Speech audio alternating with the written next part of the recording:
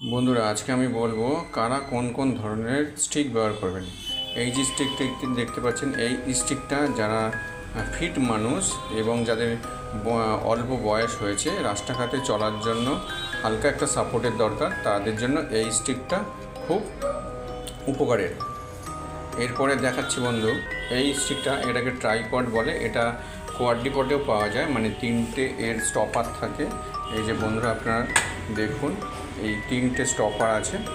এটা ব্যবহার করা হয় যাদের স্ট্রোক হয়েছে বা প্যারালাইসিস হওয়ার পর যারা সুস্থ হয়ে আস্তে আস্তে হাঁটাচলা শুরু করেছে, তাদের জন্য এই ট্রাইপডটা বা কোয়াড্রিপডটা খুবই গুরুত্বপূর্ণ ভূমিকা পালন করে।